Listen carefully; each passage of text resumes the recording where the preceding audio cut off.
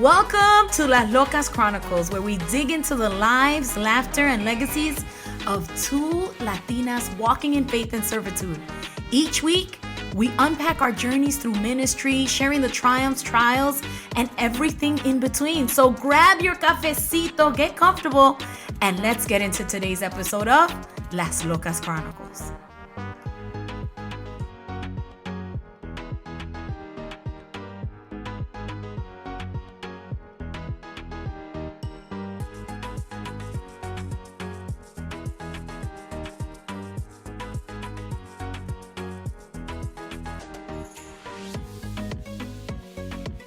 Welcome to Las Locas Chronicles. I'm so excited to be here. Miss Alexa, how are we doing today? Well, Miss Jessica, I'm doing swell. And we were just talking about how, am I getting too further?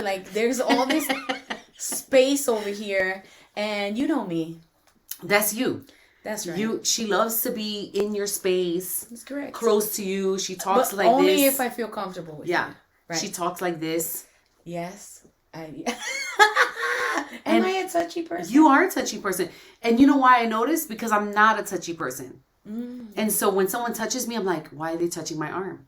Well, why did they just touch my shoulder? Thank you for letting me touch you. Yeah. I mean, I had no choice. I mean, we've been like that. Correct. Correct. So I noticed on the screen that I'm slowly migrating more this way. The mic is all the way over here where this is where I should be. And I'm slowly migrating until I'm probably sitting on top of it. I feel better. Can I sit on top of it? That's a physical representation of your heart. Oh. It is, right? Like you want to be in the proximity of people that you love. Yes, absolutely. Absolutely. And apparently, if this is not a pillow, everybody. This is my beautiful Maltese, and this is our prayer room, and we come here every morning, and he sits here with me and prays. And so he's like, why are you guys asking me to be on the floor? This is prayer time. So we are. She got this dog trained. That's right, honey. Oh, I'm sorry. He was all resting on you. I apologize. There you go. I know. I saw that how the dog wants to be next to me, and she has to. He loves her. He loves her, and she has to pull him away from me. No. So we're excited. We're excited. Yeah. And back to the idea of physical. There's something that we spoke about last night, and again this morning we kind of mentioned it a little bit, and it was about my face. Oh, we're gonna go there today. We might go there today. Oh, okay. And so the issue with my face is that I have always been... Is it too early to take a sip already? Just take a sip. Okay. Just take a sip, girl. When I was younger, I've always been very emotional, very passionate, very emotional. Yeah. And I'm one of those people where people would say, you wear your emotions on your sleeve. Yeah. If somebody would bring correction or I didn't like something, you immediately would know. On your face. On my face. Pastor would say that. He would say that to you. He'd be like, Jessica. Yeah. Aquí. Right. Y esa cara. Y esa cara. Mm-hmm. Right. And it was always, and it was just something that just made me, it made me feel good. Like I was, I couldn't control my emotions. It made me feel out of control. It made me feel like I was not, and I really wanted to be a person who was emotionally stable because I knew because of the way that I had grown up that I was not emotionally stable. Yeah. That I would fly off the handle, that my words were harsh. And so recognizing that I had an issue with my face, I really began to intentionally train my face to not be as emotional. And so, and I think it all started in my early 20s. I had done this training. It was like a train the trainers training. And so they were teaching me how to be a trainer. And I must have been maybe 24.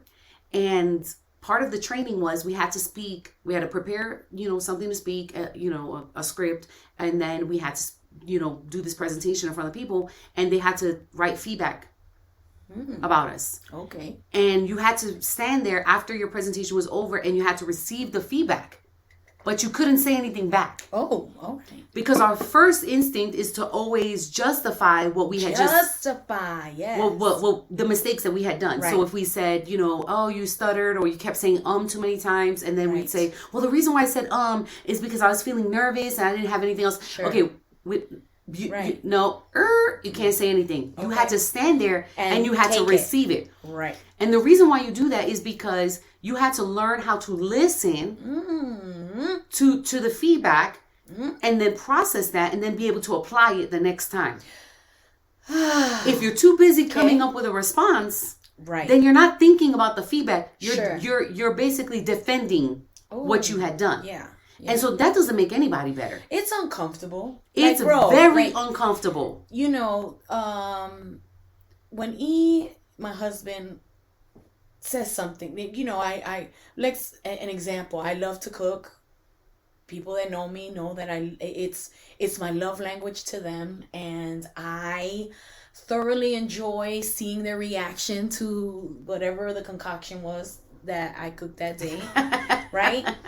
And most of the time I get good feedback from my man, but if he's like, oh man, it was a little salty, or the offense. Yeah. The offense. You take it personally. Nobody likes to hear someone tell them something about themselves that is... Yeah, it derails you. Yeah. Ooh, come on. Yeah. Okay. So, Dr. Jessica came in the house today. It derails. I mean, and so back to the face. I mean, yeah, and sometimes we have to fix our reactions because we have to be able to hear feedback and not respond or not react in a way that is inappropriate to the situation, right? And so I think early on, how help us kind of walk through how to be a recipient of criticism, right? Because that's not easy. Yeah. It's easy to criticize. Oh, yeah. It's easy to be on the giving end of the criticism. Yeah. Oh, I'm doing this in love. Sure. Like, that was great, but next time I feel it would be more productive if you, right? Yeah. Or, listen, I saw how you handled her, and I know that she deserves to be treated a certain way, but you're walking in Christ and you need to show her the love of Christ, so you need to tone it down. Like, it's easy. It's easy to do that, but what about... Oh, to receive it? Yes. Now, I would tell you, So how do you do that? Like I told you, I shut down. Yeah. Like the moment, and I don't know if you recall, but the times that you've had to kind of give me the criticism, or when my husband does it, I shut down. Not in a bad way. I just stop talking. Yeah. And I let it process. Right. And that's part of the process, because again, if we're listening to respond, then our minds are focused on something else. They're not focused on the task at hand. Okay. And so in becoming a pastor, in ministry, God really had to teach me to be still and to listen, right? To listen so that I can apply what he was trying to teach me. And so when I first started going to an English non-denominational church, and they gave me the opportunity to preach, I didn't realize this because this had never happened to me before. Now I was already in my 30s. And the pastor said, okay, I want to catch up with you after you preach so we can do a recap. So I can give you feedback. I said, what? Oh, you want to? Never in my life has anyone ever done this to me in Spanish church. Like no one had ever said, I want to sit with you and give you feedback. I want to debrief. A debrief. Yeah. So the first time I sat with it and I was my stomach was turning and everything else. And those skills that I had learned earlier to just listen and whatever, kicked right back in. And he gave me the feedback. It was uncomfortable. I could feel my ears turn red. You ever feel like your ears are twitching? Hot. You know what I mean? I could feel my face trying to contort in all these different ways. And I was and I just kept telling myself, going through it. I was like, fix your face, girl. Right. Fix your face, because the feedback is uncomfortable. The feedback can get you That's what anxious. I'm saying. Talk about the it. feedback can get you nervous. The feedback can get you angry. You can have all an array of emotions. I get you. And the last thing that you want to do is to have your face reflect anger, anxiety, fear, resentment, bitterness. Yeah. You know what I'm saying? When all they're trying to do is make you better. Right. Yeah. Right. And even if a person comes out and maybe their intentions might not be right or whatever, there's always some truth to what someone is saying. There is always some truth to what someone is saying. Mm-hmm. So if someone said, like, girl, you got an attitude, you did it. Okay, the delivery might not be right, but there's some truth to what they're saying. Yeah. Now, it might not be all the truth. Now, it's up to you, right? As a disciple of Jesus, as a person that needs to be teachable, a person that needs to be, right? Our as Christians, we are students of the word. Yeah. Followers of Jesus, right? We have to be able to hear that, and we have to be able to look within ourselves to say, okay, do I have an attitude? What about me is making her say that about me? What are the actions? Let me go back and think about my actions. Let me go back all the other times where people have said that. Because chances are, that's not the first time you heard that. That's the thing. Like, one person saying it, you could do a little pass. Right. But when that's kind of the MO, right. And people are constantly saying the same thing, then we got to take a step back and say, it's not them, Lord. Right. It's me. It's me. Say it with us now. It's me. Yeah. I'm the problem. It's me. Yes. So in that, because I was such an emotional person, and I was highs, lows, all in one conversation. But I think the reason why you were so easily like triggered in emotions, girl, you've been through a lot. Yeah. You know what I'm saying? Like, and I'm not making an excuse, and I'm not justifying the behavior, but I think it's important for people that have gone through some traumatic experiences to kind of give themselves some leeway. Yeah, and grace. And grace, because that's where you can say, Jesus, meet me here. Yeah. You know what I mean? Instead of bringing all this condemnation. Right. And then what happens is you become triggered and and you walk out in all these emotions, and then you just cut that off.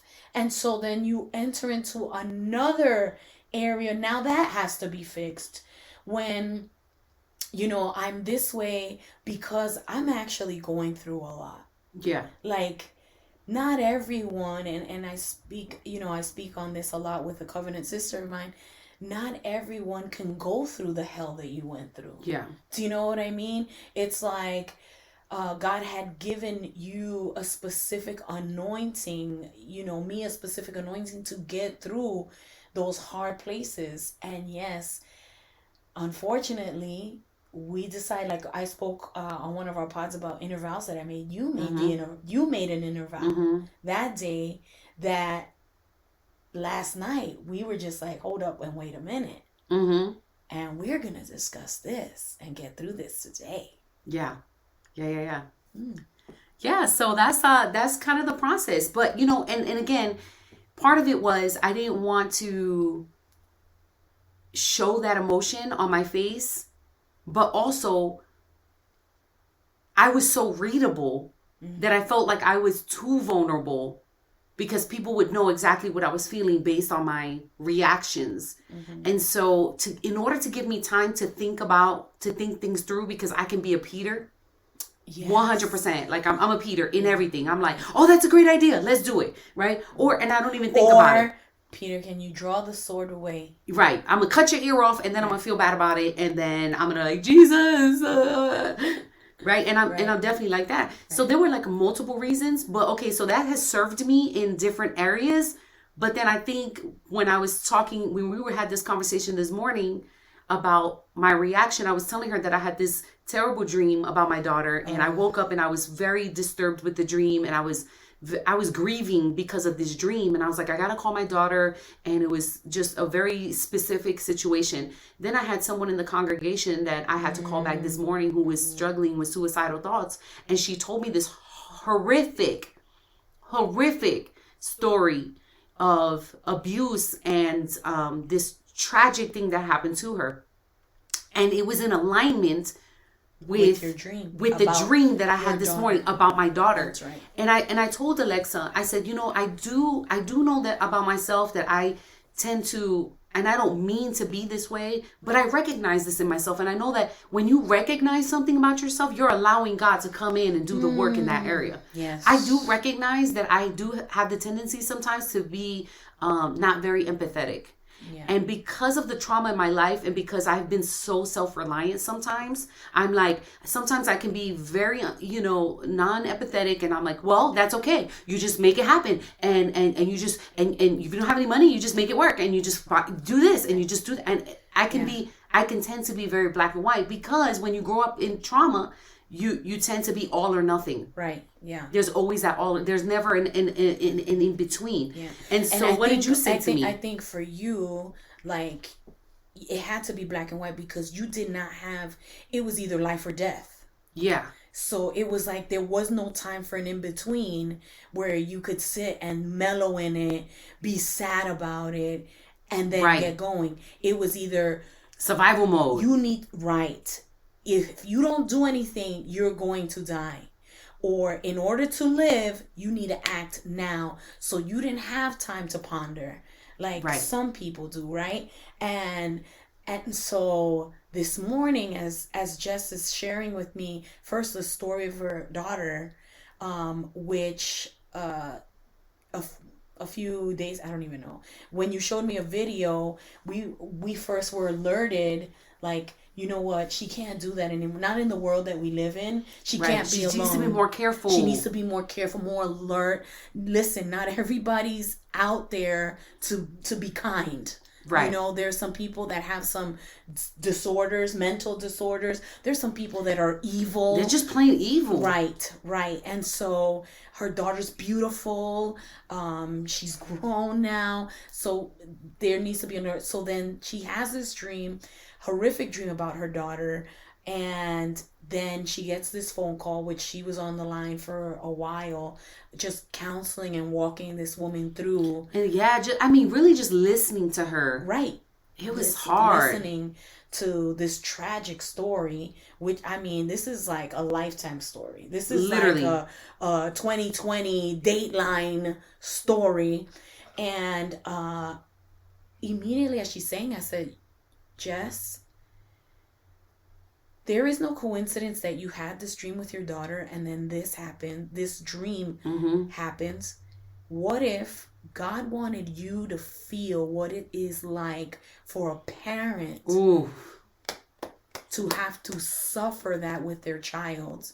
And then this woman calls you, and that woman has a parent in heaven, has a father in heaven who grieves in the same way or more than an earthly parent does every time something happens to his children. Right.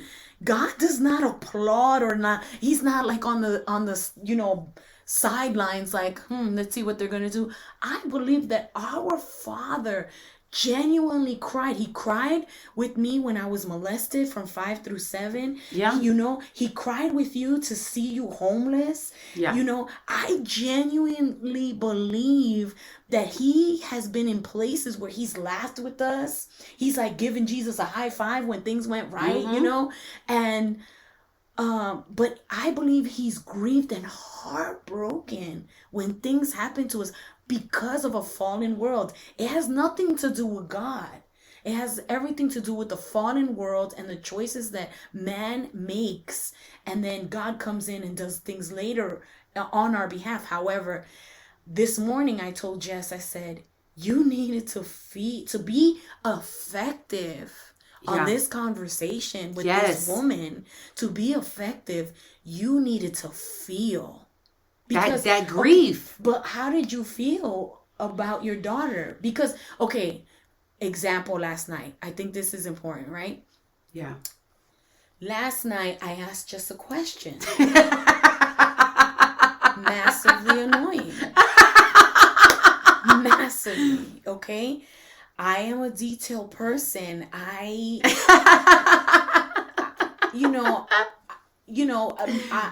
have a different story than just, I started off being very hard-hearted, very cold, because of hatred, because of the things happening in my house, drew me to be like hardcore, like, yeah, whatever, he deserved it, like, I don't care, very, very nasty, very whatever.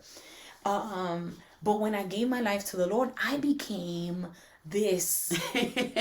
Like, you can't even say Jesus in a commercial. I am already like reaching for the tissue box. Like, I need God to do the healing, right? Like the sad dog commercials. Oh no. No. Like, I'm hugging my dog, like I'm weeping, like you can't anything that when I see like ministry videos and people being healed, I am like on the floor. Like, I'm undone, right? I'm undone. I am so sentimental when it comes to the spiritual things, and just with people as well, right? So here's Jess, and I've known her for 30 years. You know what I'm saying? Like, I knew the Jess that was super emotional, but her emotion was very triggered by, nobody likes me, I have to defend myself. I have to take care of myself because people are after me and whatever. So I had to like calm down, like, let's not fight. Peter, put the sword back in the sheath. Like, you're crazy, right?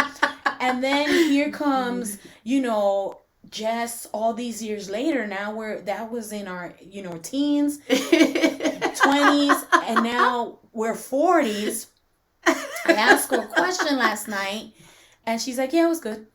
She's like, how do you feel about what happened tonight? And I'm like, yeah. It's good. It was a great, like, I mean, the presence of the Lord was there. God used her in such a mighty way. And we know it's the Lord. But, I wasn't looking for her to be like, man, you saw what God did. None of that, of course, because I would be like, let's bring that down real quick.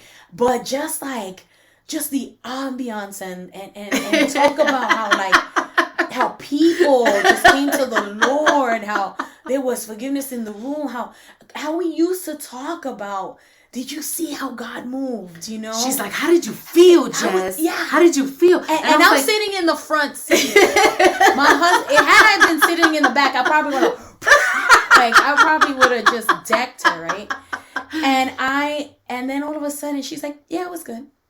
It was good. And even her husband was like, oh, wow, that's it? And he's not a man of many words. And that's exactly how he talks. He's very calm. He's like, oh, wow, that's it? And I was like, I was like, it was good. It was good. I felt good about it. I said, what did I say to you? I don't remember. We said so much. I said, really? That's it? It was good? She said, that was good. Yeah. I said, why did I even ask you a question? Like, that is the driest answer anyone could ever say. And then, and I text like that. So disrespectful. She'll send me a whole thing like this. So disrespectful. And I'll be like, okay. True story. And I was just like, And and that's when we came in and we had the conversation, and then I understood, like, she's not trying to show any more emotion for XYZ reason. But I told her today, like, you will not be effective for the ministry that God has called you to. Right. Because let me tell you, I love this right here. Yeah. I love this. And again, if you read it the way I read it, when it says, and Jesus looked at him with compassion. Okay? When Jesus looked at him with compassion, knowing that he has the power and he was about to do a miracle for this man. Mm-hmm. But he still took the time to look at him with compassion. And then he looked at a crowd, a multitude of people, and he saw them with compassion. What does that mean? My God feels. My God has emotions. And this is the lie of the enemy, Jess. Yeah. We were created with feeling. We were created with emotion. Yeah. That is God given. That man will come and manipulate and do things that will alter it. It's what happens. Right. And so something that I use to kind of help me manage now has kind of gone to the other direction. Extreme. It's like, because even, and then I started laughing because you had said about you. Okay. So in another pod, you had mentioned that when we were talking about our the things that we had in our heart to do ministry, and that I had a poker face. That here you are pouring your heart. I told you, I'm pouring and I don't pour my heart out to everybody. You feel what I'm saying to you? Like, I don't pour. Buzz, can I pour out my heart to you tonight? So I'm pouring out my heart to this girl, and Jess is like, mm-hmm. So she mentioned that again last night, mm-hmm. and then I said, and I'm started laughing by myself in the back of the car, and I'm like, yo, I'm laughing because when I went on my interview for the church that I work at now, the lead pastor told the executive pastor said, I think she's into it, and the lead pastor said, I didn't get any reaction from her. There is nothing about her that says that she wants to be in Dallas. No. You say the conversation right. The lead pastor asked your executive pastor, what did you think how the interview went? And he said, the executive pastor thinks, I think she wants to come here. And my lead pastor said, nothing about her said that she wanted to be here. I can't read her. And so, and that there was a purpose. Your face could shut down your opportunity. Oh, that's good. That's good. But you know what? That's true.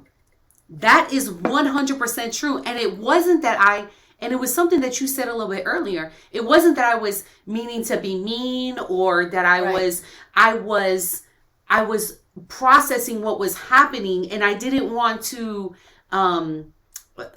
go off too early and be excited about something that I wasn't even 100% sure it was going to be the Lord. Right. You know what I'm saying? And like you said, people pervert your emotions and they use them against you. Right. That's happened to me so many times that I have just kind of now have gone from one extreme to the next, which is a symptom of people that have trauma in their lives. Sure. And there has to be a balance. Like, there has to be a balance. There has to be a balance. We one of the fruits of the Spirit is self-control, right? And self-control is not just for temptation purposes, right? Where you have the self-control to say, I'm not going to do that. I'm not going to give him a call.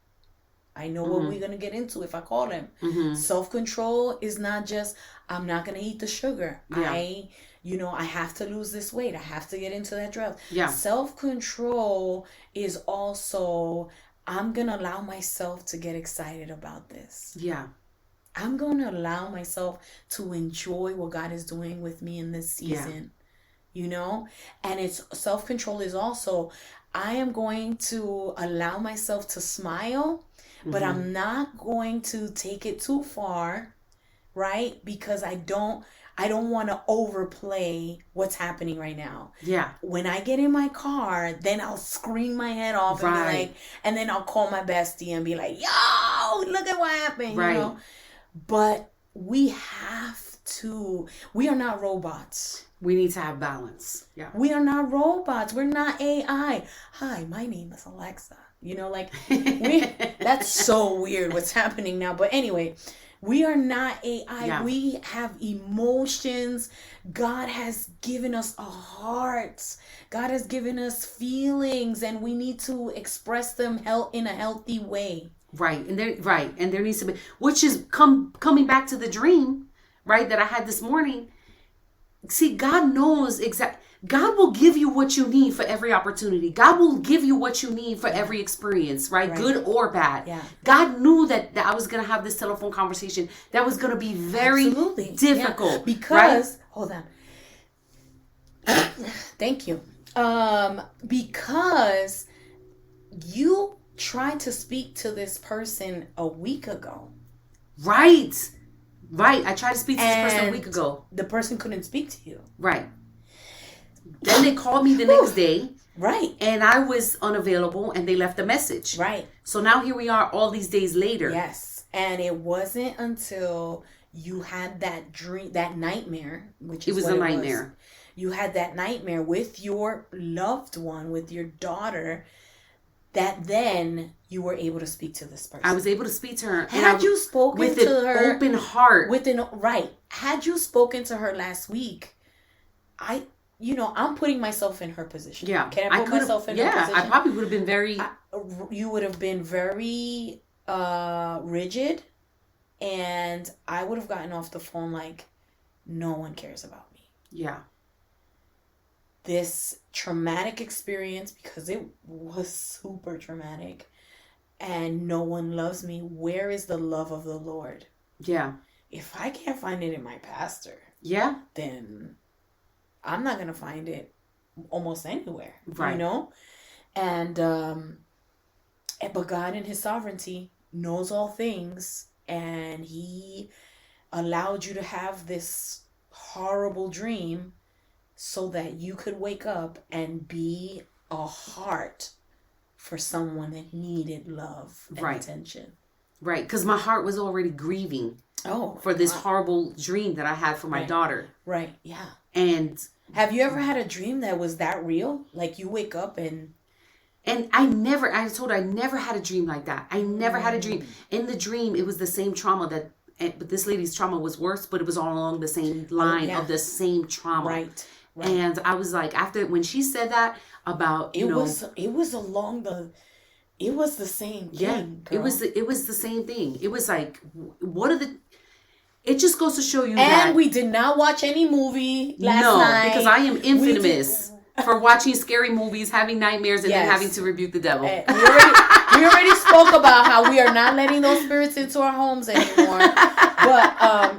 But we didn't watch anything yesterday. No. We went straight to work. We didn't watch anything. The news was on. I was like, oh, turn off the news. The radio came on. Right. Magically. And then we're like, oh, I was like, just turn off the TV. And we were just listening to music and just talking and, planning and doing our things. Right. And everything. So I think it's funny that these last couple of days that we've been together, we've talked a lot about my face, my emotions, my reactions. Yeah. Look at the setup. And look how God, really has. I mean, that culminated in today and what happened. Right. And really just God. Again, this is all part of being teachable, and we just keep coming back to this because this is so important.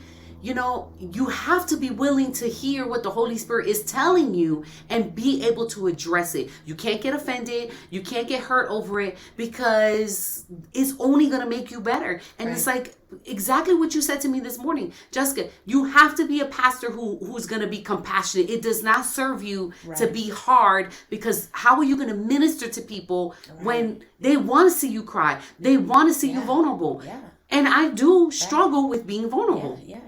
I do struggle with that. We are called to celebrate with those that celebrate, weep with those that are weeping.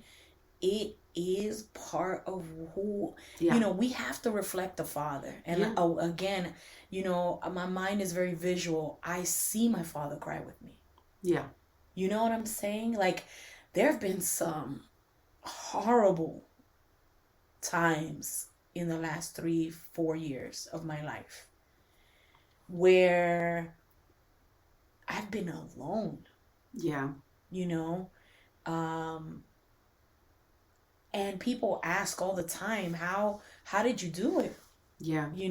First of all, it is not by my own strength. Number one, that's when in our weakness, he is strong, right? Number one, it was not by my own strength. But number two, man, I allow myself to cry, and I allow myself not to pretend. That's good. When people were around, and I mean, I was still serving my church in the midst of my pain and my sorrow. People saw it in my eyes. They saw the strength of the Lord, right? And that's when the scripture, the joy of the Lord is my strength, took a whole new meaning for me in the midst of my trial. because I was able to get up. I was able to do my hair, do the things, and in times when the grief would hit, ooh, I let it hit. And people would see and say, "Are you okay?" I'm like, "You know what? I'm hurting right now, but I'm gonna be all right." And they saw humanity. Yeah. Do you know what I'm saying? Yeah. They saw frailty. I cannot pretend to be this superwoman. Only God is super. Only God is Only super. He is supernatural. Only He. I am flesh. I am blood. And you're going to see me weep, but you're going to see me run to Him. And then I will come here. I will cry. And I would feel Him like hold me. I would feel His presence. Yeah. And then I got up, dusted it off, and said, let's go with the next day. Yeah. Do you know what I'm saying? So it is important for people to see, and there are going to be other people that oppose this. Mm-hmm. And they're going to say, oh no, you got to be strong, because they can't let you, you can't let them see you cry. You can't let them see you weak. You can't let them see you broken. What are we doing? What are we doing? That's a facade. That's a facade. There are some things you can't show, right? But you got to show that you're human. Yeah. Jesus showed us He was human. He showed us when He was hungry. He showed us in the garden that He was scared. When it was His turn, and it was like, you know what? God, let me think about this. He showed us His grief. He showed us His grief. At the tomb of Lazarus, He showed us His humanity, His brokenness. Jesus wept. Like if He was God in flesh and allowed us to see Him in His humanity. He allowed us to see Him. One of my favorite images of Christ is Him sitting back and just making the cord. Where He was about to drive out all the thieves from the temple, right? And I'm like, yeah. He showed us His angry side. Yeah. Right? So why are we like here saying, oh no, I'm not going to show them any of that? Yeah. Why are we here talking about, Yeah. So, Jess, here's a question then. Uh-oh. So, based on today, right? Because a great student not only learns the lesson, but applies the lesson. Yeah. A great student, not only, because there are people that are very book smart, Jess, and will pass the test, but have no common sense. Yeah. They never apply it to their lives. Never apply it to their lives. They forget everything they learned after they pass the test. Yeah, they just passed the test. We passed. So here's the question for you. After today, what are some steps to allow yourself, to give yourself permission? Yeah. And I'm going to hold you to it because we still got a few days together. Yeah. And I'm going to be like, I'm going to need more emotion. I'm going to need more emotion. For real. Like, because here's the thing. Here's the thing that I've learned in my life. Everything that we go through, every lesson is for what's about to happen next. Ooh, come on.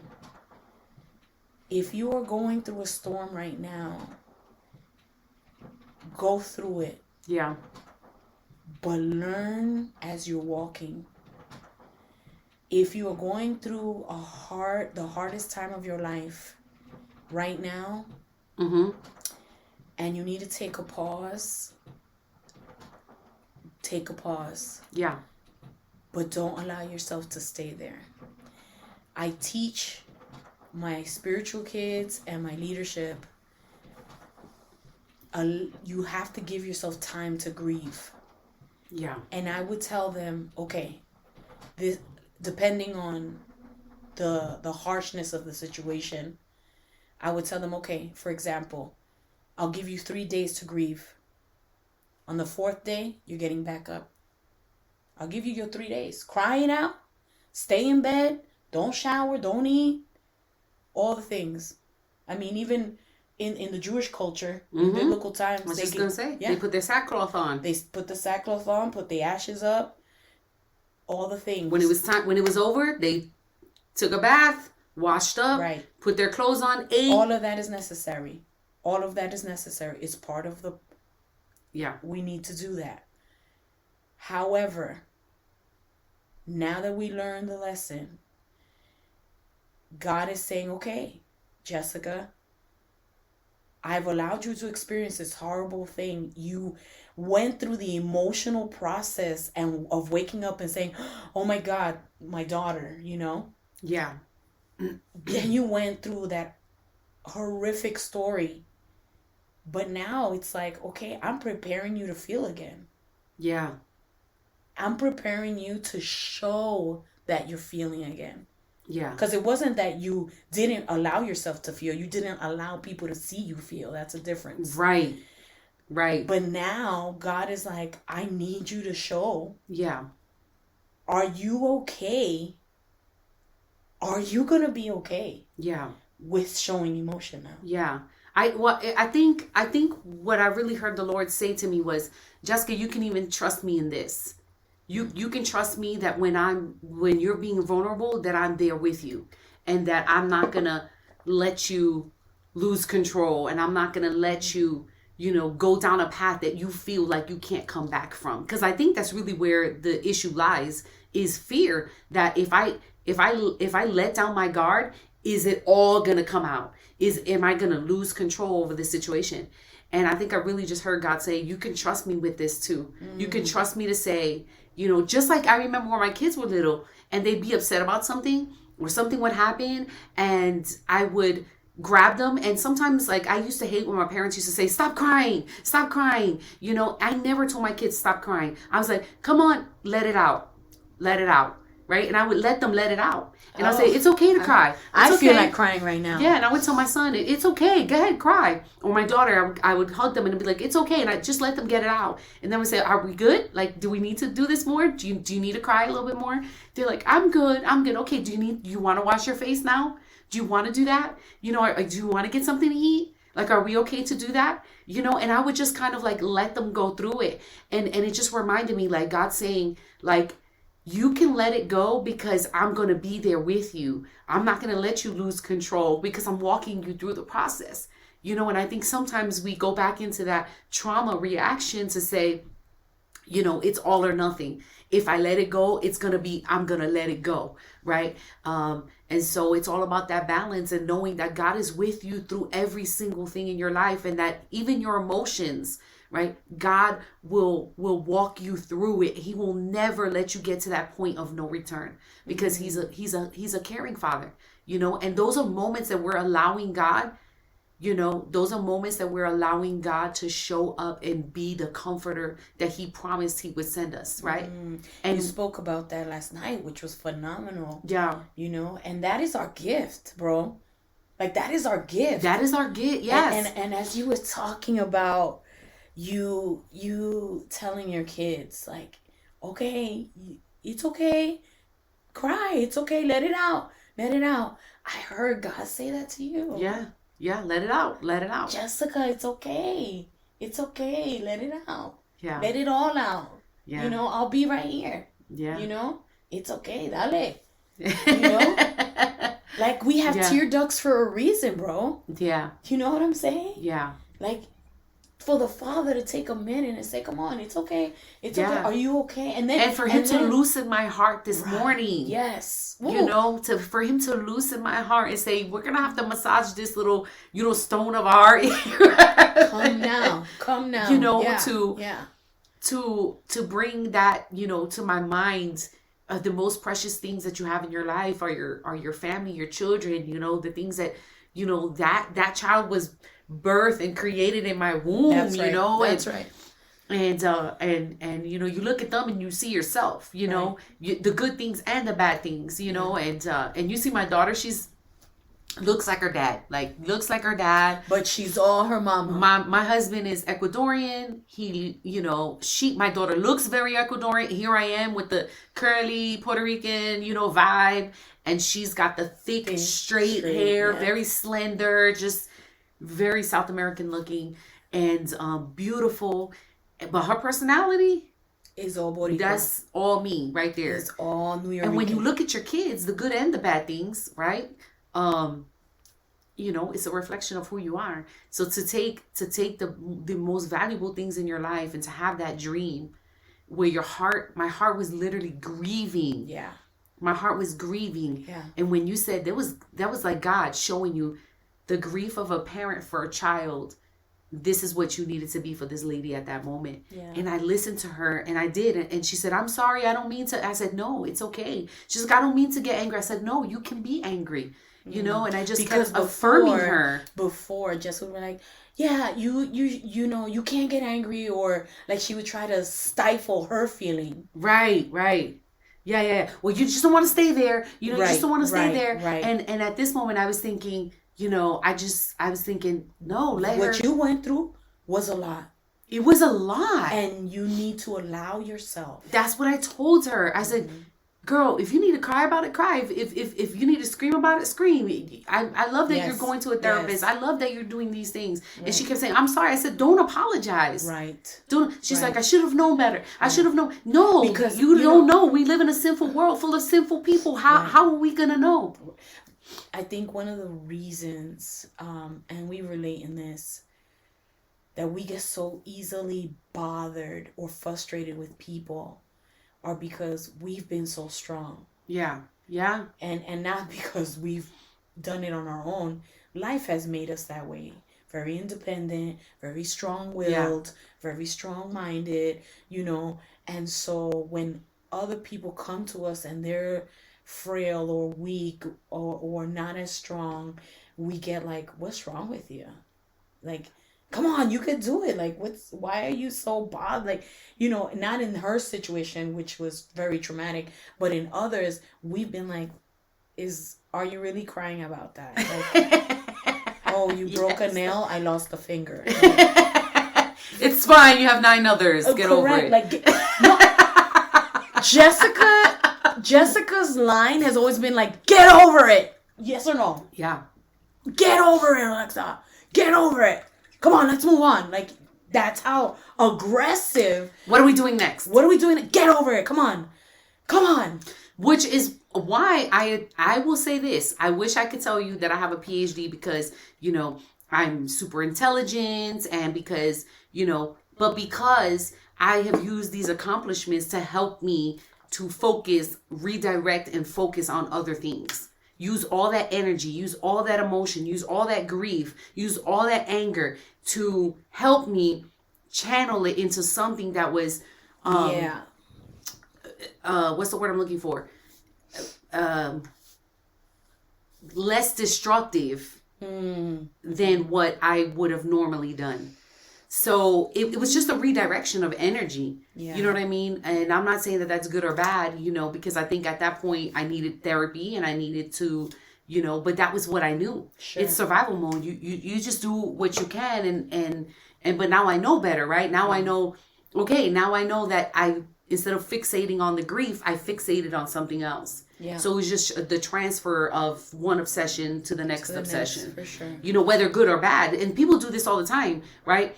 People that lose weight do this all the time, right? They kind of all or nothing people. So they're either, they're extremely overweight and then they go extremely into, now I have to be the health guru and, on the other side, when God is really looking for us to be balanced. If you're going to last for a lifetime, you have to have balance. Yeah. So in anything, even with the emotions, right? If I want to be a pastor for a long time, like my pastor, 47 years, I have to have balance. Sure. In all the things. Yeah, like I'm not telling you now to be a wuss. Yeah. I'm not telling you now to be like, oh, like I touched you and you're wounded.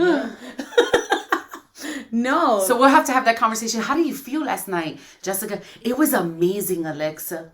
And also, I think it takes me some time to process.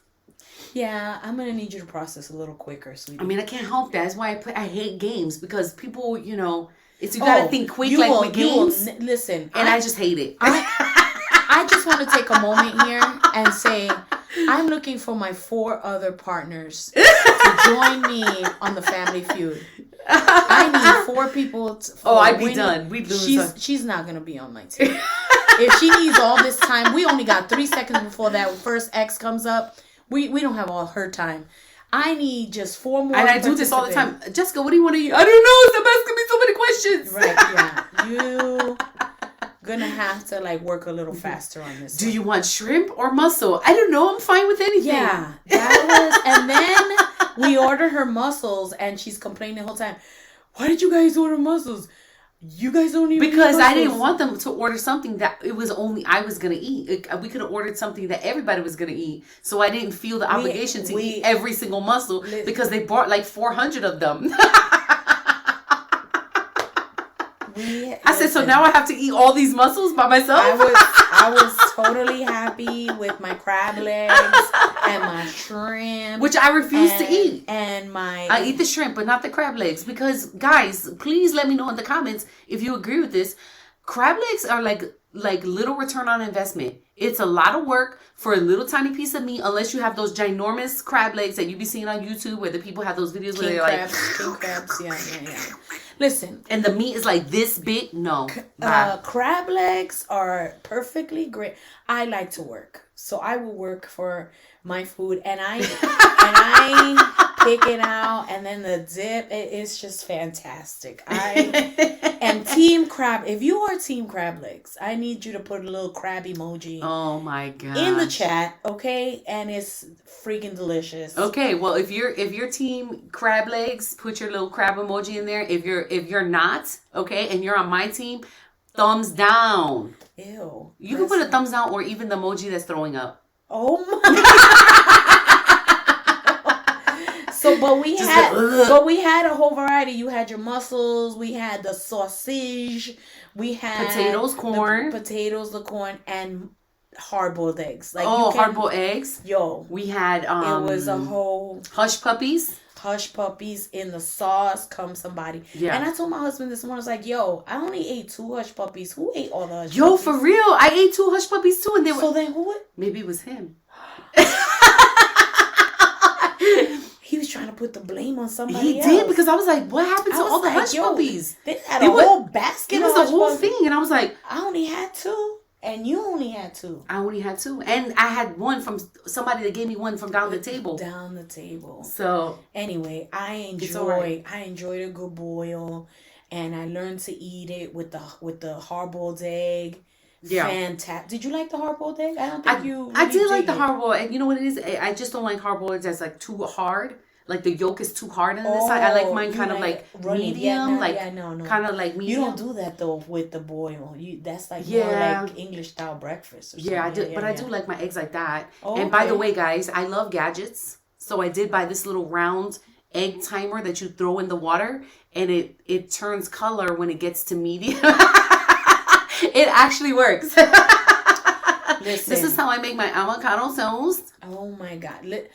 We are big cosita purchasers. Like, oh my god, Timu.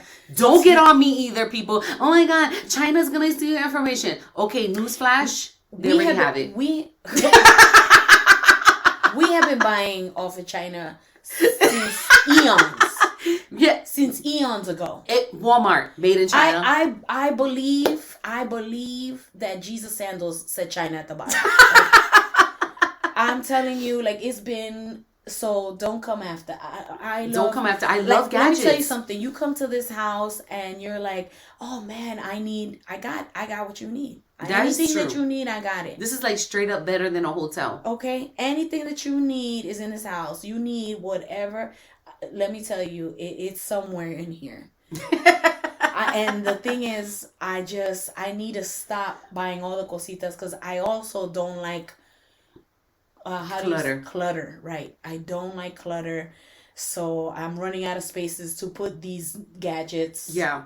Anyway, so I do want to say one more thing about going back, because as you're talking, I'm thinking about And someone told us yesterday. Pardon me, my friend.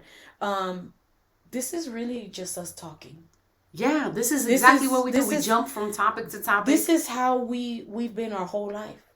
For hours, we would be those people, like, after church. Who are you on the phone with, Jessica? Mm-hmm. But you just saw her, like, you were just together at church. Like, I don't understand. Yeah. And another 2 hours on the phone. Right. This has been our banter. This has been how we converse and have these extraordinary conversations about spiritual things, about stupid gadgets, about, I'm not feeling good, about what do you want to do today? What do you want to eat? Yeah. This is our This is story. like we'll be laughing about something, and I'm like, and let me tell you something what the Lord said to me. Right. And then all of a sudden now it's Crying. a spiritual conversation. Now it's cry fest. Right. And now for it's me, like, because so, she has no heart. Even the Grinch had a little heart. But I was gonna say that we spoke about this the other day too, about our love languages, and it's important to understand that that's what you need to feel loved by me. Yeah. That's not just for your husband. That's for anybody that you're in relationship with. Mm-hmm. And so if I know that your love language is physical touch and words of affirmation, mm-hmm. then I need to be better at making sure that I communicate that. And that was a missed opportunity because that was a I forgot what my pastor calls them, but it's like moments where you are seeking for someone to engage with you. Mm-hmm. And when you said to me last night, how did you feel about that, Jessica? And I was like, yeah, it was good. I was okay. I missed that moment to engage with you. Yeah. You know what I mean? Wow. To engage and to really show you and appreciate that I love you, and that was a great opportunity, and to hear all the things that you needed to hear from me, that really would have come from my heart to say. Wow. But none of us is perfect, right? And I when I remember, I'll post it somewhere in this video, what the name of it is, but it's my pastor talks about it all the time, but yeah, so I kind of missed that opportunity. That. Well, I'm a person of second and third chance. Well, it's evident because we wouldn't be friends this long if we weren't up to like the 30 years, the 350th yes. opportunity. I do have a tally for you. Thank you for that. I think that is really special. I can't tell you how special that is, because it's called a bid for connection. Ooh, okay. That's what it's called. A bid for connection. A bid for connection. You're putting out bids for connection. You are okay. You're throwing it out there, and it's like a hook. You're so throwing out the hook, and then you're trying to see if I'm going to bite on the hook. Yes, so that we can connect. Because what we're desiring at that moment is a deep connection with somebody else. Oh man. To build relationship, man. and I missed it. I missed it because I was focused on the snacks. And, I was like, we're going to go eat. Okay, so we gave her a gift basket. Here we go. Go ahead. See, this is how we get all over. Let's talk about the box of contradiction. So we...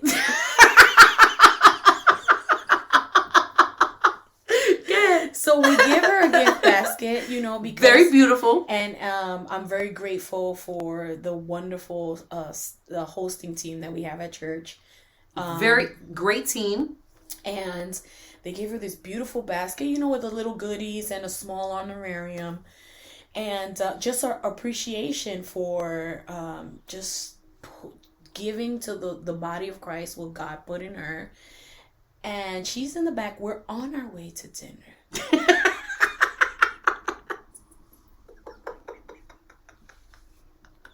Guys, we do not live in a big city. Literally, like 10 minutes away from everything. And I hear in the back. And I'm like, and she's like, Jessica, what are you eating? She goes, I don't know, this big old chocolate bar in here. Hold on a second. Another. And I'm like, we're going to eat. I know, but I'm hungry, girl.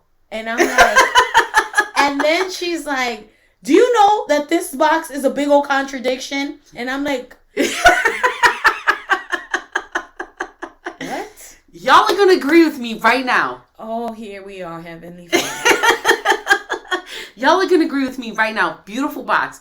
Has all these treats in there, which I love. Everybody knows I'm like sugar addict. And so I'm like, okay, I'm like munching a little bit on this chocolate bar. They did give her my favorite nuts. The cashew, like the yogurt covered cashew? No. They're like this, I forget the brand. And every time I'm at the airport, I always want to get them. So like, they come in different flavors. It's like a pink bag, a purple bag, and it's mixed with cranberries and cashews and sometimes the pecans with the glaze. Oh, that's good.